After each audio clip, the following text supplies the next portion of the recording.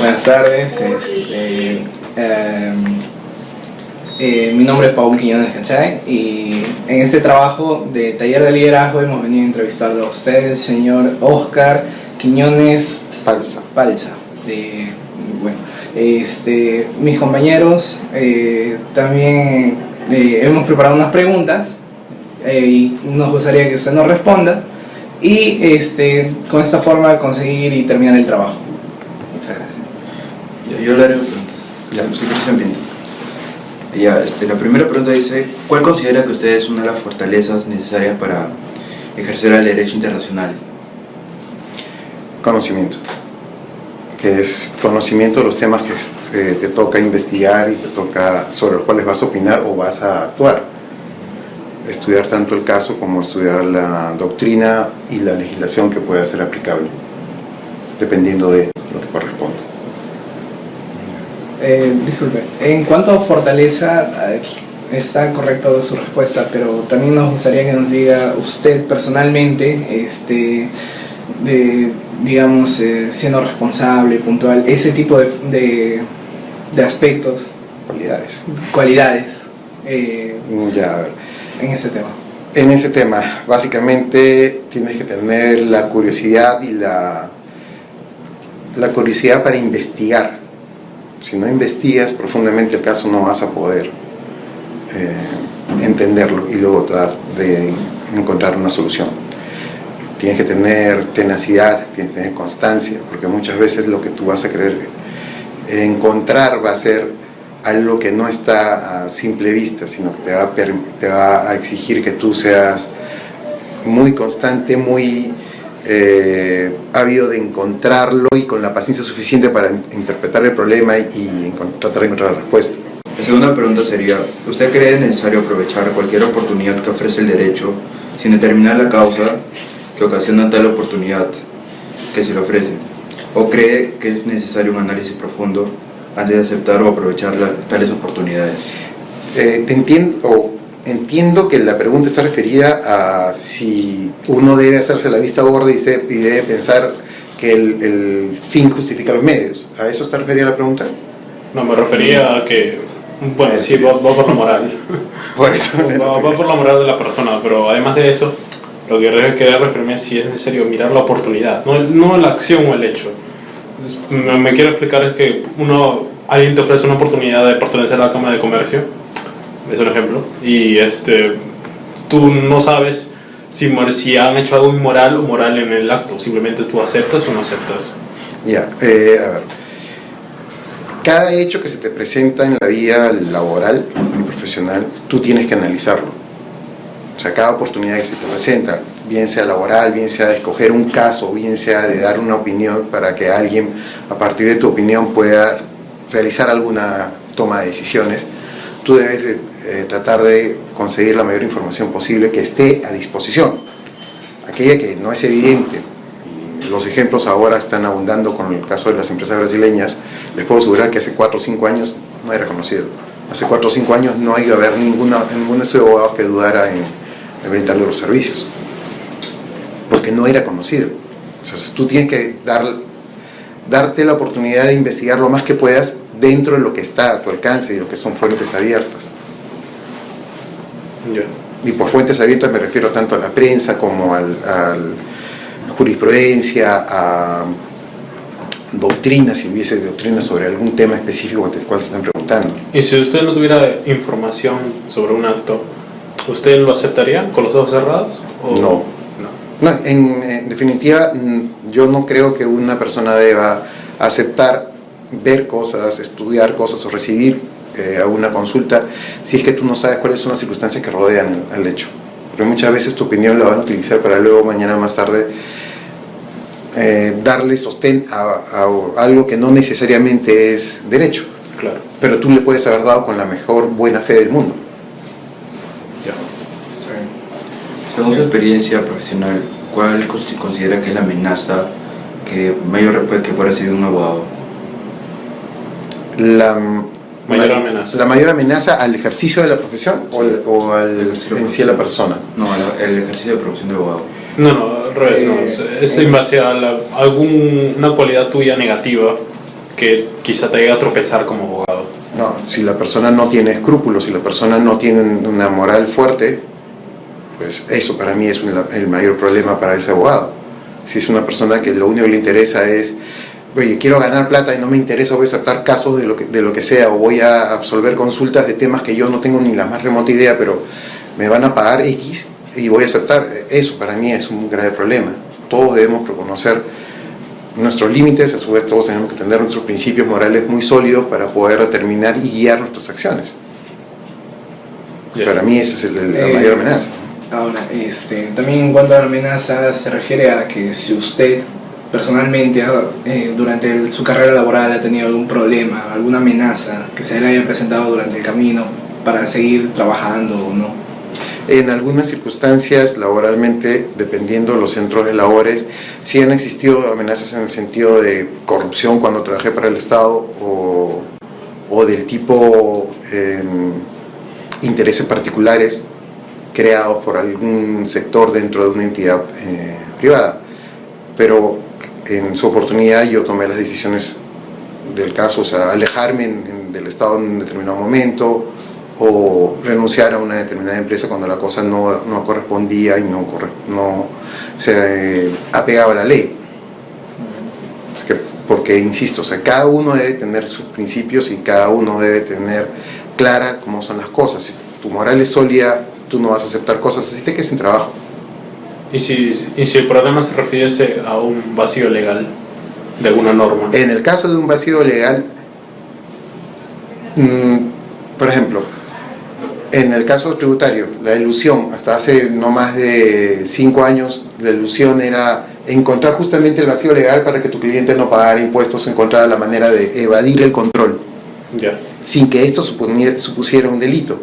Si eso es lo que la legislación positiva había establecido y lo que tú estabas encontrando era que aquello que no estaba establecido no estaba prohibido, eso claro, sí es válido hacerlo. Sí. Pero ya una vez que salieron las normas que trataban de regular la elusión, bueno, ya obviamente la conducta ya ha sido identificada y no hay que realizarla. Claro.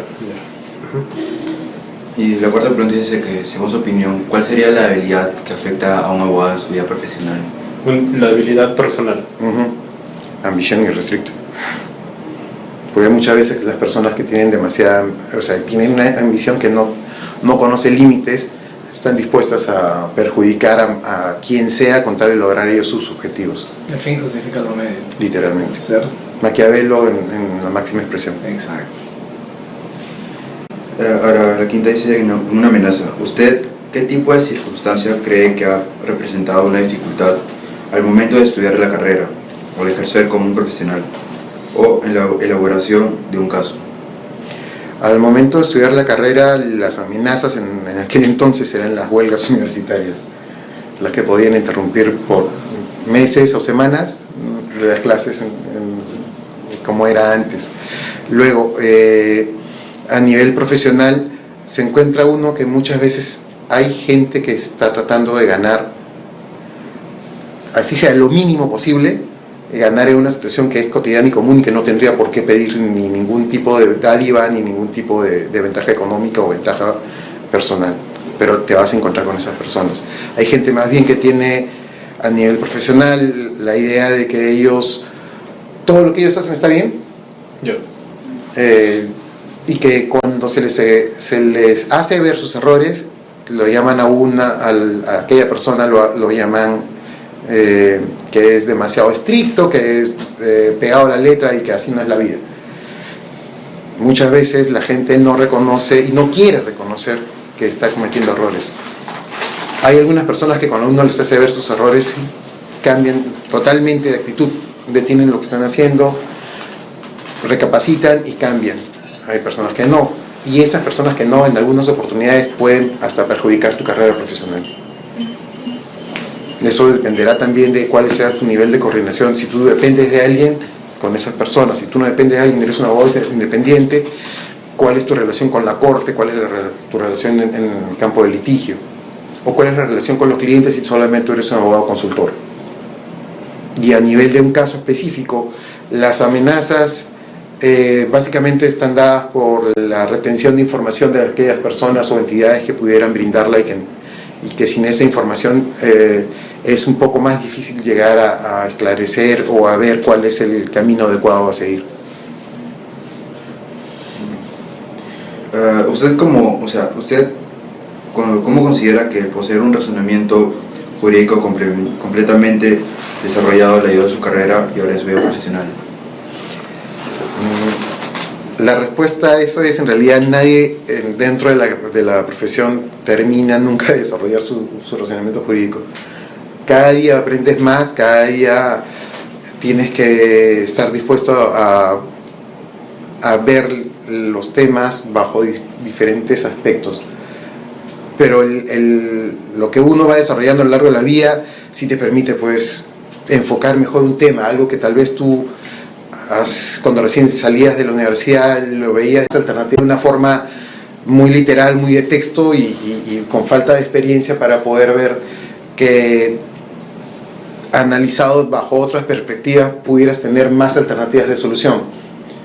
Aunque parezca tonto, pero ese viejo dicho de que es mejor un mal arreglo que un buen juicio es aceptable conforme la experiencia te va enseñando. Cuando uno sale de la universidad y dice, no, es que yo tengo que ir a juicio, yo tengo que llevarlo este caso, tengo que ganarlo y tengo que ver la manera para convencer a mi cliente que nunca deje de seguir en el caso. Pero la vida te va enseñando de que a veces es mejor proponerle al cliente que trate de transar con su contrincante o con la...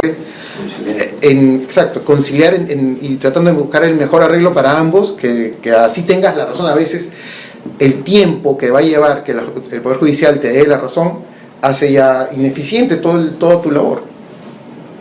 ¿Usted cree que el razonamiento jurídico es importante? Mejor dicho, a más razonamiento jurídico, más conlleva a ganar más casos, ¿o no? Si nuestro Poder Judicial fuera un poder confiable, te diría que sí. Pero básicamente también tiene mucho que ver el razonamiento común, pero el buen juicio. Ya. Porque muchos abogados te van a decir, sí, de acuerdo al Código Civil, el artículo tanto, te van a decir eso, ¿no? Te van a tratar de impresionar con su conocimiento de las leyes, pero el razonamiento jurídico no es aprenderte las leyes de memoria, sino más bien aprender el kit del asunto, aprender el por qué funciona la lógica jurídica de una forma u otra. La interpretación.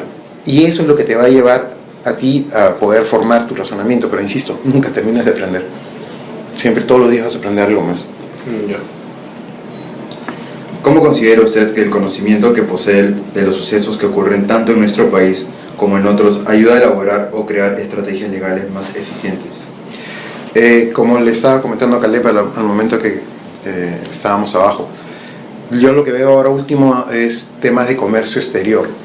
Como abogado trato de buscar las partes que correspondan a la legislación internacional que pueda ser aplicable en determinados casos, los acuerdos comerciales que pueden ser aplicables. Pero ahí interviene el razonamiento lógico para poder ver cómo se aplican. Utilizamos la legislación comparada, utilizamos cómo se resuelven muchas cosas en el resto del mundo en el término de comercio exterior, para tratar de ver cómo podemos asimilarlo eso dentro de la realidad peruana y, de ser necesario, proponer al Estado modificaciones. Yo no litigo, porque lo mío ya es comercio exterior. Lo que yo hago es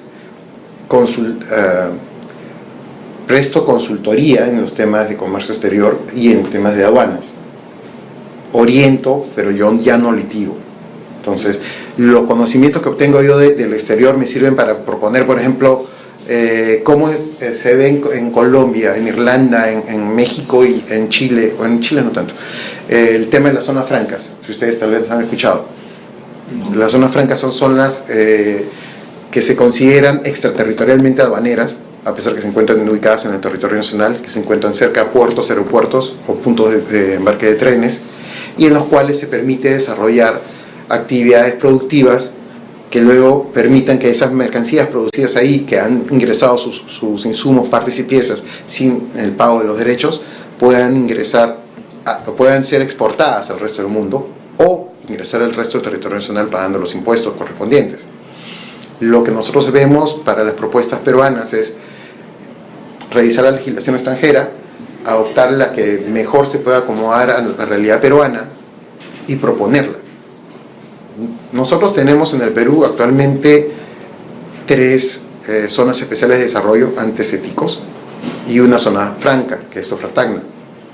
La realidad es que estas no han exportado a lo largo de la historia y no exportan actualmente más allá de 100 millones de dólares anuales. Si nosotros lo comparamos con la zona franca de Bogotá, que exporta 3.000 millones de dólares anuales, es algo como para ponerte a pensar y decir, bueno, si ellos lo hicieron, de alguna forma está hecho. Entonces, revisando su legislación, encontramos buenas cosas que se pueden adaptar a la nuestra y que se presentan al Estado. Eso es lo que hacemos nosotros en el conocimiento de la legislación internacional. ¿Usted recuerda algún suceso imperfecto que haya pasado así, de esa manera? Que hayan copiado cosas de la legislación extranjera y que la hayan aplicado al Perú y haya acabado desastroso. ¿Recuerda algún...? La ley orgánica de gobiernos regionales es un ejemplo de cómo tratar de copiar cosas que ocurrían en otros países y sin una verdadera adaptación y sin un verdadero razonamiento, llevaron a que actualmente los gobiernos regionales no puedan, por más que quieran, no estén en la capacidad de desarrollar todo. Esto se adoptó en parte de cómo España le dio autonomía a ciertas regiones dentro de su país, que hoy por hoy vemos el resultado con el problema de Cataluña. Claro. ¿No? Ese tipo de cosas son las que yo recuerdo específicamente. Ya. ¿Cree usted que el conocer sobre otras carreras o otros ámbitos de derecho le ayuda en algún caso? Siempre. El conocimiento que tú puedas tener de otras ramas del derecho o de otras carreras, sea un conocimiento superficial que tú te preocupes de cultivar y tratar de aprender de esto, te va a ayudar en muchas cosas. Un abogado penalista, quiera o no quiera, va a tener que, si es penalista, va a tener que aprender un poco de medicina legal. Va a tener que aprender un poco de qué es las circunstancias sobre una autopsia, cuándo se va a acumular la sangre o sea, cuando tú ves que en un cadáver se acumula la sangre en la parte en la espalda, tú puedes determinar que la persona falleció y su cuerpo cayó boca arriba y que la sangre por pura gravedad cayó hacia la parte inferior del cuerpo. O puedes, en comercio internacional, en derecho aduanero, tú puedes saber que si te dicen un contenedor viene en términos FCL, es Full Container Line, es decir, bajo las reglas de un contenedor lleno que establecen reglas las líneas navieras, que son las que te alquilan el contenedor, que te lo alquilan de forma exclusiva. Son cosas que uno va aprendiendo a lo largo de la vida y conforme vas ejerciendo tu carrera. El trabajo también te da la oportunidad de ir especializándote. No sé, uno sale, hoy ya no, creo que hoy ustedes ya su último año ya se especializan en lo que quieren, ¿no? Exacto. Y a diferencia de en mi época tú salías, eras un abogado todista. Habías llevado 6 años de carrera, habías llevado 72 cursos, no, sí, pues 72 cursos. No, en mi época es todavía muy distinto a la de ustedes, porque ustedes estudian por ciclos, yo estudiaba por años. Y yo llevaba 10 y 11 cursos dependiendo del año, hasta 12, en un año entero. Entonces tú salías como abogado todista. A la hora que dabas tu examen de grado te podían preguntar desde el primer curso, desde que era una relación sinalagmática. Todo tipo de temas. Entonces la experiencia laboral es la que te va dando la oportunidad y tú también vas probando qué es lo que te gusta. O sea, tú puedes comenzar tratando de ejercer en el lado penal y de repente vas a encontrar cosas que no te van a agradar y que te hacen meditar si es que ese es tu derrotero, o mejor cambias de derrotero y buscas otro tema, ¿no? Bien, y en su trabajo, ¿qué conocimiento más prevalece sobre otros? ¿Qué más usa? Aquí es comercio internacional, la parte de transportes, la parte de la legislación comparada en los diversos temas que vemos. El instituto ve tanto los temas referidos específicamente a aduanas, como temas en general del comercio exterior, como puede ser, como mencioné, lo que son las zonas francas, lo que son los puertos secos, o lo que son la alimentación saludable, lo que salió esa ley que él estaba discutiendo, ese reglamento. Tenemos que hacer comparaciones con lo que se ha registrado y luego regulado en otros países, para ver qué tanto es real las medidas que quieran adoptar, porque a veces, muchas veces, líricamente los congresistas, y de buena fe lo dicen, y uno puede ver en el diario de debates que realmente lo fue de buena fe, sí, establecen estándares que se aplican en Europa, pero la realidad es que en Latinoamérica no tenemos esos mismos estándares, y a veces no tenemos ni siquiera las mismas enfermedades. Latinoamérica tan específico no, en Perú. No, en general en Latinoamérica hay cosas que no se aplican en Latinoamérica, bien sea porque no los consumimos, bien sea porque el tipo de enfermedades que podemos coger acá no son iguales que las de allá. Ahora, y en el Perú es aún mucho más específico, porque acá nuestro Ministerio de Salud, por ejemplo, en el tema de la alimentación saludable, quiso adoptar estándares que establecía la Organización Panamericana de Salud, que a su vez lo había copiado de la Organización Mundial de la Salud, pero eran estándares de consumo de sales y azúcares, fijando un umbral mínimo y máximo, pero en el caso de la autoridad peruana cogía el umbral mínimo como el máximo. Me explico. Te decían galletas de soda que pueden tener contenido de sodio que va de 10 a 15. Entre 10 y 15 se considera alto. ¿Ya? Entonces entre 10 y 15 debiera tener el rotulado. Cuando se pega a 15 está alto contenido de sodio, y cuando está en 10 es contenido de sodio relativamente alto. Pero en el Perú somos inteligentes, volteamos el estándar y el umbral mínimo se convirtió en el máximo. 15. No, 10. 10. De 5 a 10. No, 10. Todo lo que supera 10 es malísimo. No hay tolerancia. ¿Por qué? Porque no se adaptan bien las cosas. Es el detalle también con el Perú, que estamos acostumbrados a copiar de uno, de otro. Pero sin meditar exactamente en cómo lo vas a aplicar de acuerdo a tu realidad. Ese es el detalle. Que no, es que simplemente la realidad que tenemos, no estamos preparados para muchos de los temas legales o judiciales que tienen otros países como para adoptar de nuestro. Y también hay algo que tienes que reconocer, es que los gobiernos que hemos tenido en los últimos años no suelen mantener una actitud firme.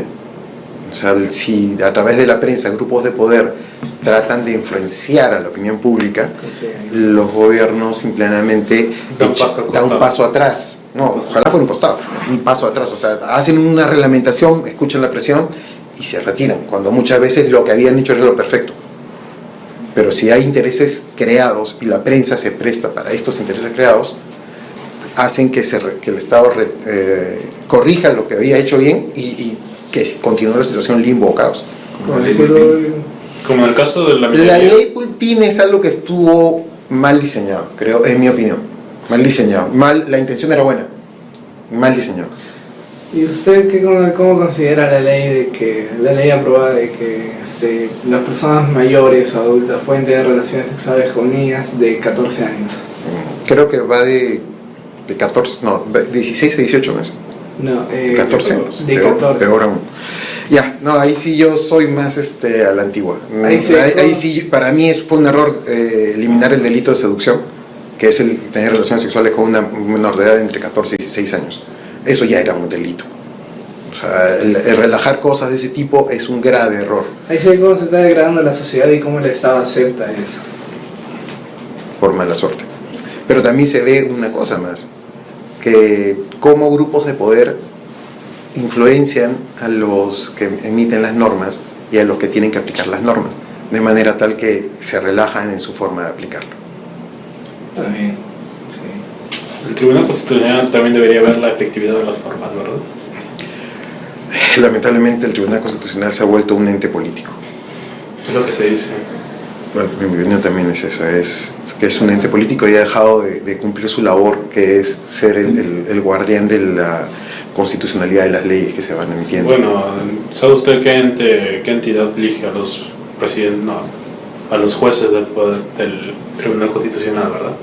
Lamentablemente es el Congreso de la República, pero hay algo que es algo que es inevitable. O sea, en el Perú es a través del Congreso de la República, en Estados Unidos puede ser a través de propuestas del Poder Ejecutivo que luego son aprobadas por la Cámara del Senado. O sea, eso va variando, ¿ya? Por ejemplo, yo no creo que en el Perú se requiera un tribunal constitucional. Para eso está la Corte Suprema de Justicia. Se abre una sala constitucional y que los supremos que han estado ejerciendo otros temas también que los pongan a conocer temas constitucionales.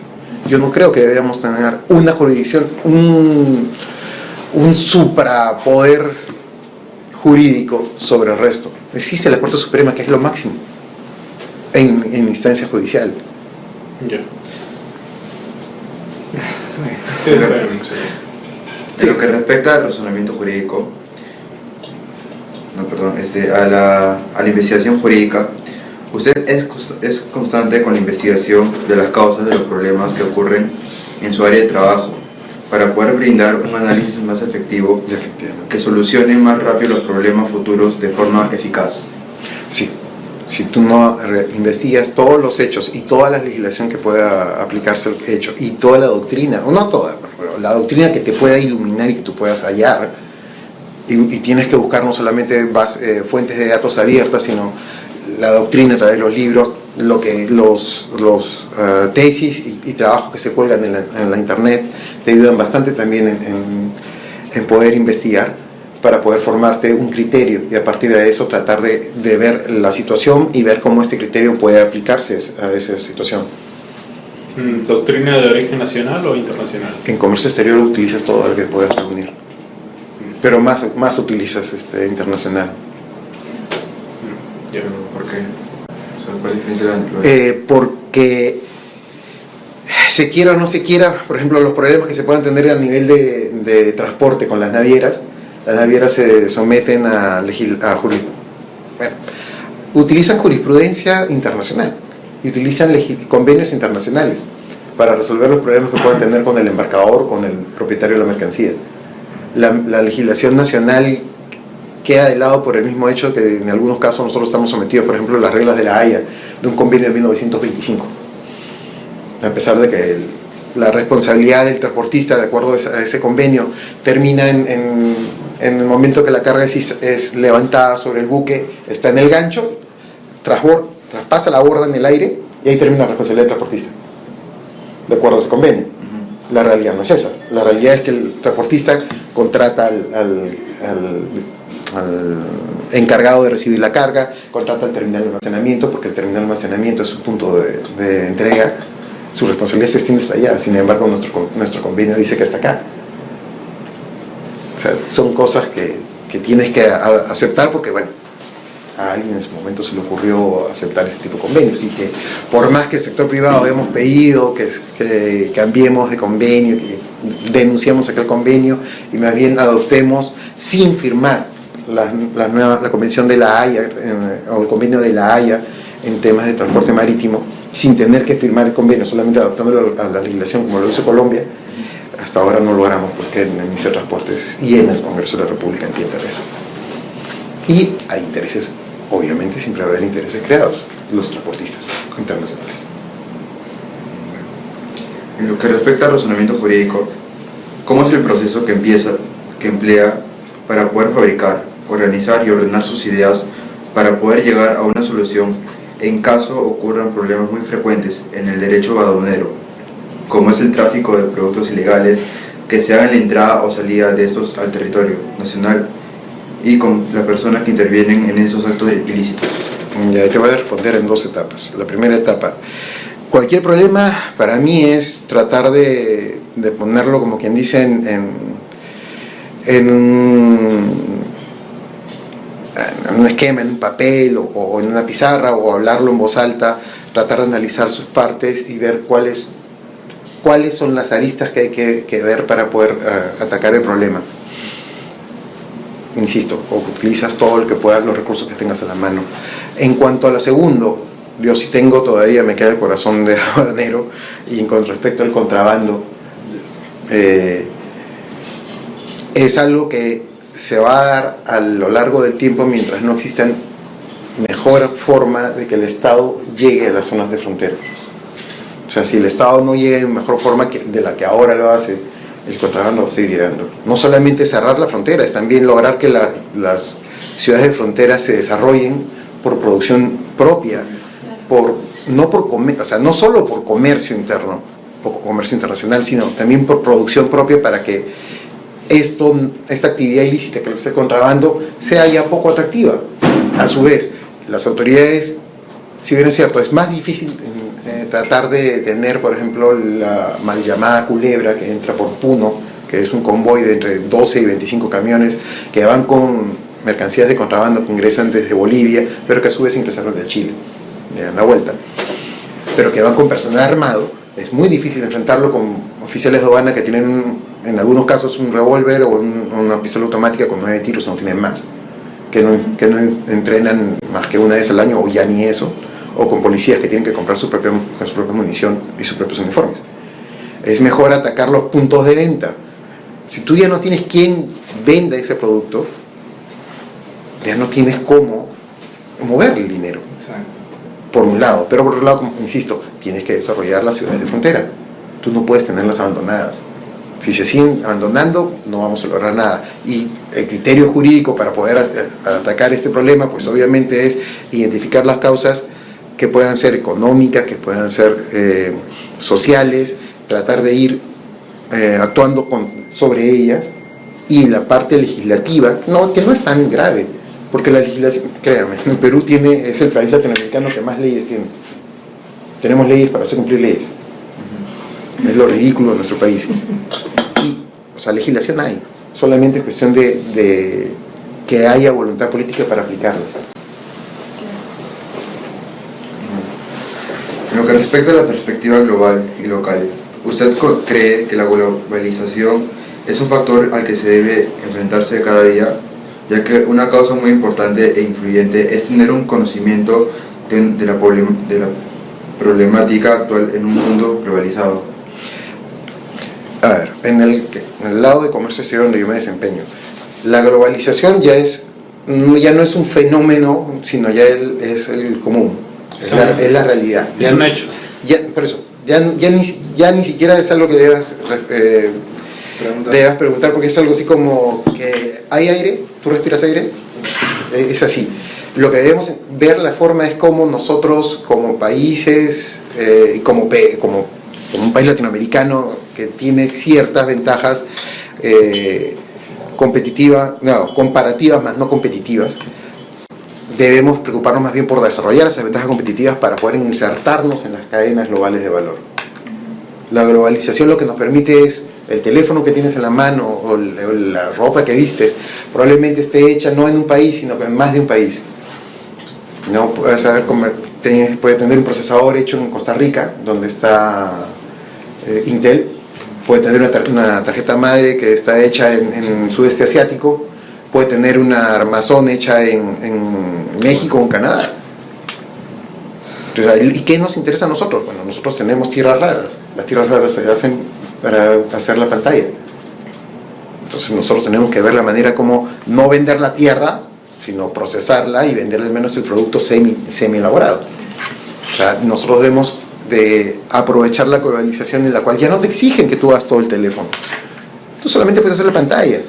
Es como con un carro, las llantas de acá, los asientos de acá, el timón, todo. Lo que ocurre con los aviones comerciales, que son hechos en 12 países. O sea, eso es la globalización como un hecho, una realidad que se vive, uno debe adaptarse a ella. Y la realidad en el mundo es, en Europa quieren abandonar la alimentación en base a productos que son fumigados y quieren pasar al producto orgánico, ¿no? Y establecen cada vez una legislación más dura sobre eso. Prohibir los productos transgénicos y todo de...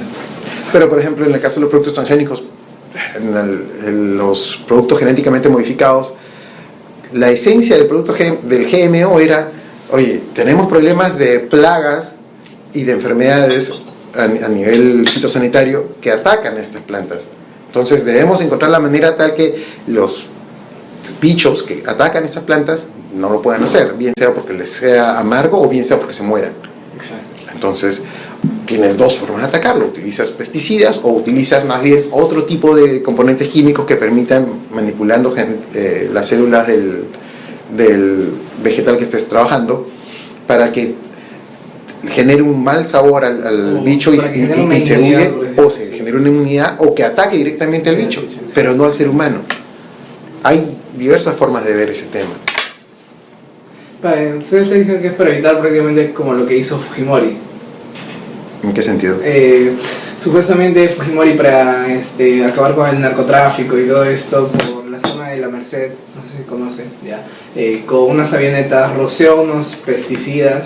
Ya, es que eso era parte de los convenios que Perú había suscrito con Estados Unidos, y tanto Colombia, Bolivia y Perú, igual que en México, teníamos avionetas de la DEA y luego fueron avionetas de la Fuerza Aérea las que fumigaban con defoliante las zonas de cultivo de la hoja de coca.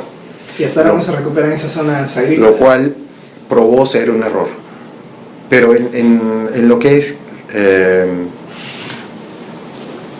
la opción de políticas que te permitan combatir el narcotráfico, no existe un manual. Existe prueba y, o sea, el ensayo y el error hasta que aciertas. La sustitución de cultivos de hoja de coca por el cacao, que también fue en la época de Fujimori, probó ser algo bueno. Sí. O sea, tienes más de un método. O sea, no puedes tener tampoco un solo método. Tienes que tener más de un método y alguno va a acertar, otro no va a acertar. Te tienes que plantear el más efectivo y que no daña a ni uno de Pero los. ¿cómo llegas a determinar cuál es el más efectivo? Tienes que esperar los resultados del piloto. Si la prueba piloto te dice una cosa, ya puedes saber. En derecho no utilizamos prueba piloto, pero si no puedes utilizar si estás litigando, pero puedes hacer una prueba ácida dentro de tu propio estudio o dentro de tu propio grupo de trabajo. Donde estás armando tus estrategias legales en un inicio, practicar. Y pruebas más de una, hasta que la prueba ácida te dice, ahí esta es la mejor, y a partir de ahí empleas ese en pleno proceso. Ese es el detalle, que el humano siempre. Pero en todo grupo siempre vas a encontrar el abogado del diablo. En todo. Y eso es lo bueno.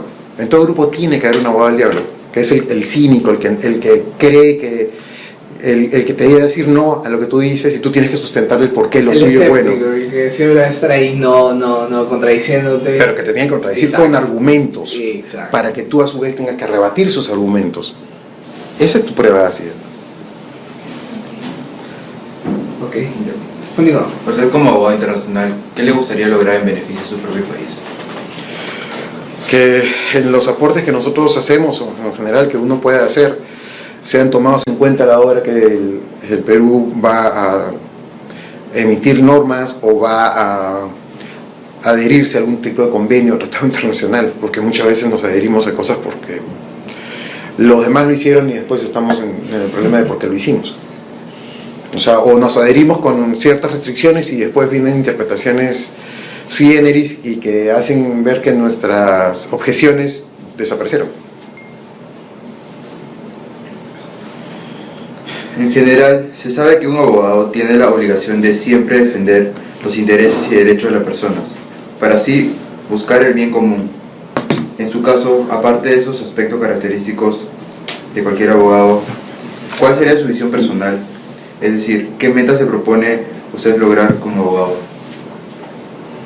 Colaborar en lo más que pueda en lo que esté en mi alcance para mejorar la situación, en mi caso ahora, comercio exterior. Pero ¿de Y qué la forma? legislación, con propuestas legislativas o con opiniones legales que puedan servir para orientar la posición de algún legislador.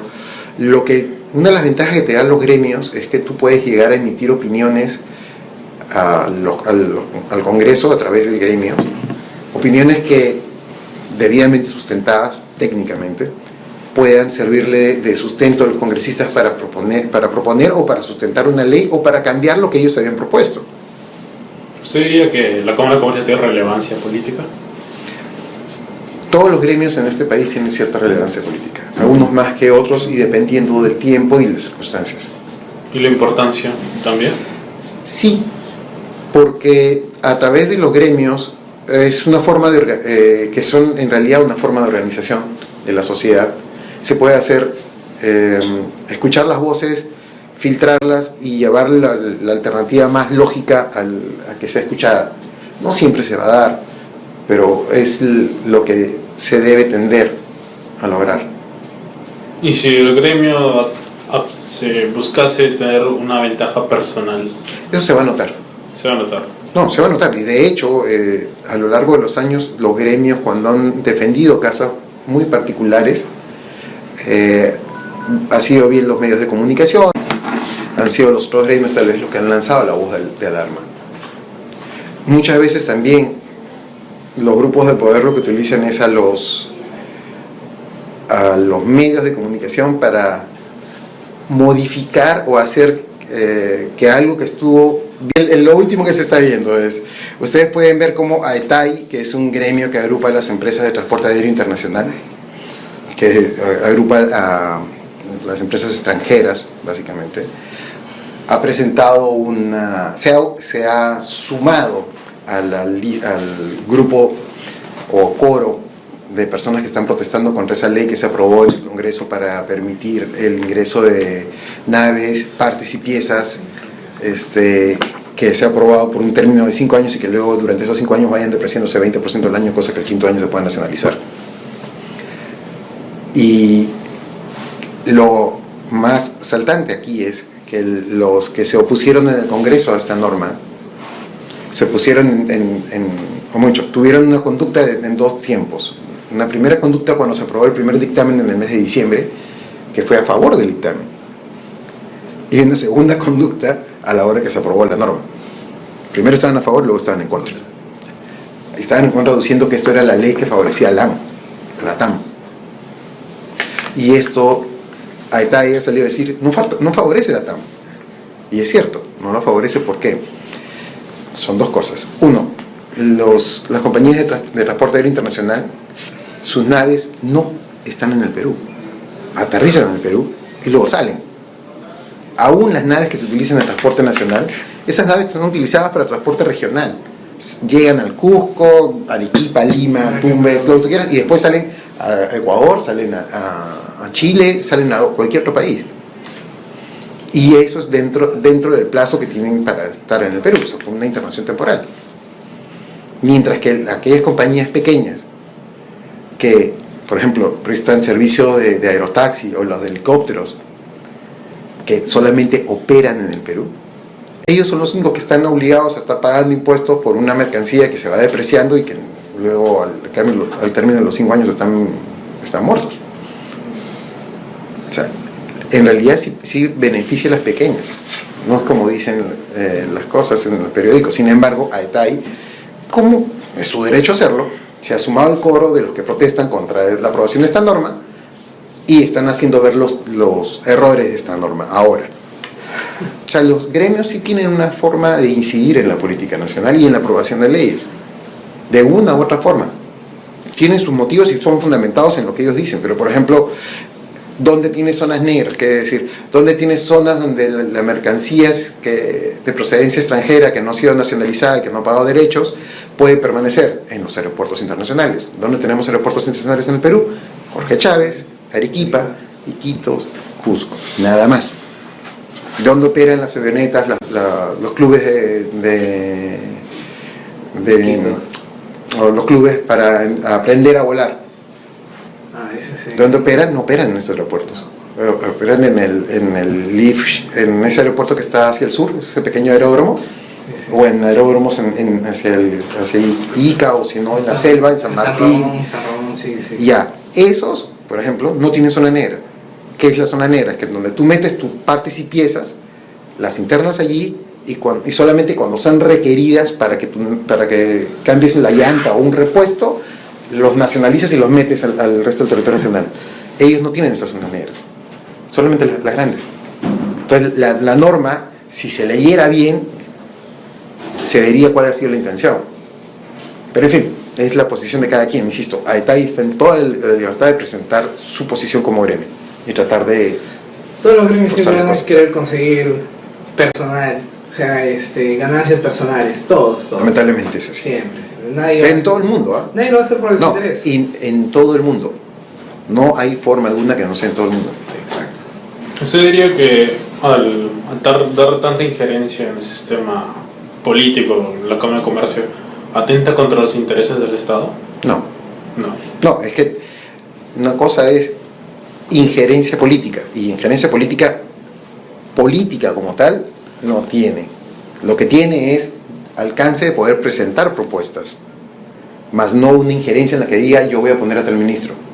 No, en ese caso no, pero me refería no a la gobernabilidad, me refería más al tipo, un ejemplo, ¿no? El gremio tal, decide querer tener una injerencia política en el gobierno, en el Congreso, con tal de que, bueno, que se reduzcan los impuestos a una especie de, a un tipo de empresa, ¿no? Y el Congreso debate en tal ley en base al informe técnico que entregó tal gremio, y al final, bueno, deciden aprobarla, ¿no? Ya, es que, a ver, para la aprobación de una norma que pueda tener, como acabas de decir tú, algún tipo de incidencia en el lado tributario, Sí. uno va a ir obligatoriamente a la Comisión de Economía del Congreso, la cual a su vez tiene la obligación de escuchar el informe técnico del Ministerio de Economía. Ya. Por más que el gremio, y de hecho muchos gremios lo hacen, Sí. que quieren que los exoneren de algún pago de un tributo o algo, sustentado técnicamente, suele ser rechazado por este informe técnico del Ministerio de Economía. El Ministerio de Economía todos los años, bueno, cada 2 años se aprueba el marco macroeconómico multianual, en el cual se establecen, entre uno de los temas, cuántas y el monto total de exoneraciones que afectan la caja fiscal, es decir, la recaudación fiscal. Antes estuvo en los 13.000 millones, esto fue el año 2011-2012. Hoy está en los 22.000 millones. Es decir, 22.000 millones que se deja recaudar. Entonces, no es que un gremio pueda alegremente decir, ay, yo quiero evitar pagar este impuesto, porque por más que trate de hacerlo, el Ministerio de Economía y Finanzas es nuestro cajero celoso. Desde el año 1992 viene con esa misión de ser el cajero celoso. ¿Y antes del 92? ¿Qué era? No, antes del 92 el Ministerio de Economía no tenía el peso que tiene ahora. Ya. El ejemplo lo pueden dar aquellas personas que que tengan 50 años o más, y van a poder recordar cómo el señor Manuel Ulloa Elías, que fue ministro de Economía en el segundo gobierno de Belaúnde, por más que era el ministro de Economía, no tuvo tanto peso como el premier, que era el señor Álvaro Landini, quien hizo y deshizo en nuestro país. Y el ministro de Economía no tenía ese peso. Hoy, el ministro de Economía es el señor ministro de Economía, sea hombre o mujer. ¿Cuál fue el objetivo que le impulsó ahí a ejercer la carrera?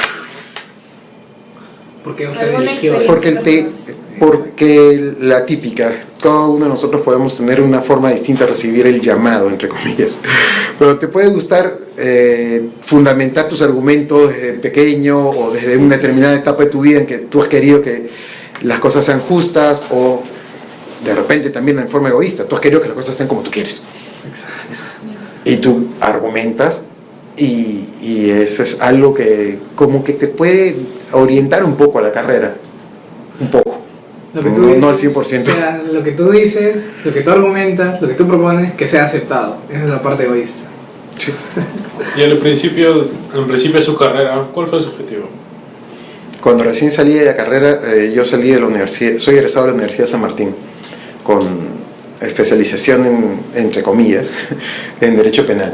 Yeah. Pero yo he llevado 3 años de Derecho Penal, y he llevado 3 años de Derecho Procesal Penal, 1 año de Ejecución Penal.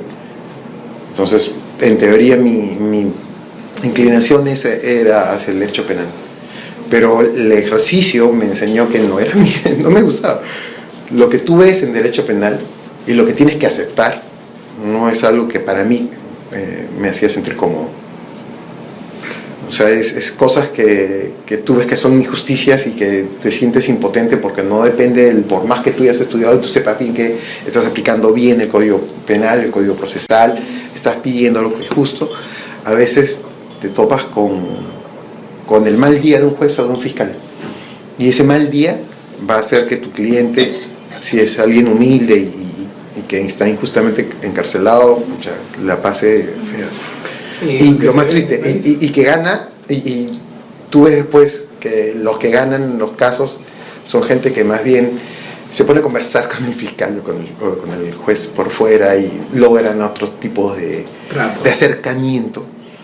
Entonces ya no es la ley la que gana. ¿Es la amistad o es otros Siempre hay temas? algo bajo la mesa. Entonces, en el derecho penal, tomando en cuenta lo que está en juego es la libertad de una persona, no es algo que a mí me gusta. Y el derecho civil, definitivamente, creo yo, en el derecho empresarial, sí, en el derecho civil, obviamente sí. Y en el derecho empresarial es algo que te permite ser un poco más abstracto en las cosas que ves, pero a la vez más concreto en los resultados. O sea, si tú asesoras bien a las empresas, si tu opinión puede permitir que se cierren buenos contratos, que permita que la empresa obtenga ganancias, y tú obviamente obtienes las ganancias que te corresponden por ser el abogado, eso es más interesante. Y después, en mi caso, el lado profesional el lado laboral fue el que me llevó al derecho aduanero y después al comercio internacional. Pero tuve la oportunidad de laborar en aduanas, ser parte de la tercera promoción de oficiales de aduana y después laborar en aduana de frontera, después aquí en el sector de lucha contra el contrabando, y después ya cosas que no me gustaron, me preferí retirar de la institución. ¿Cuál sería su misión a corto plazo? En este caso, nosotros como dentro de la Cámara de Comercio somos un instituto que recién tiene 4 años y meses. Bueno, vamos a cumplir 4 años en diciembre como instituto. Yo tengo en la Cámara 3 años y 6 meses o 7 meses. Y lo que queremos es consolidar el instituto de manera tal que se haga un nombre, un prestigio en la comunidad empresarial, que seamos una fuente de referencia de lo que queremos y que a lo largo de los años nos podamos consolidar. Y temporalmente hablando, ¿en cuánto tiempo está planeado esto? Está planeado para lograrse los 8 años.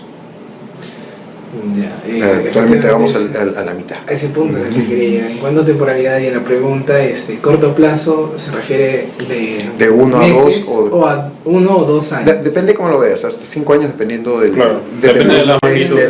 De la magnitud, sí. Ajá.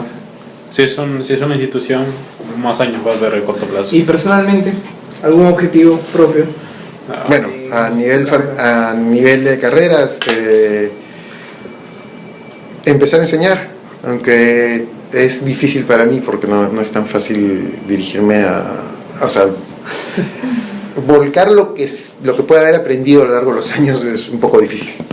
No es fácil. Sí me gustaría, pero es un poco difícil para mí por el momento. Eso es en el corto plazo. ¿En el mediano plazo? Mediano plazo, el poder llevar consultorías por fuera de manera tal que ya no tenga que depender de una institución. Yeah. Poder escoger los tiempos y poder ver las cosas como me gustan a mí verlas, necesariamente como la institución pueda tener. ¿Y a qué demanda ese proyecto? ¿A qué demanda? Demanda tiempo, inversión y conexiones. Y las conexiones, no sé, por más que parezca que sí, no se hacen tan rápido.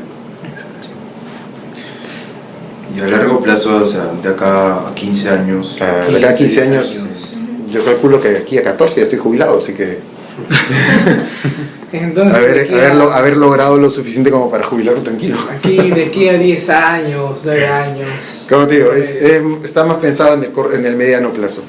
Es que, insisto, o sea, yo ya tengo 51 años. O sea, entonces ya mi largo plazo, que pudiera ser 15 años, bueno, yo espero ya pues estar jubilado tranquilo descansando. Bueno, y de esa manera concluimos con esta entrevista. Muchas gracias. A ustedes.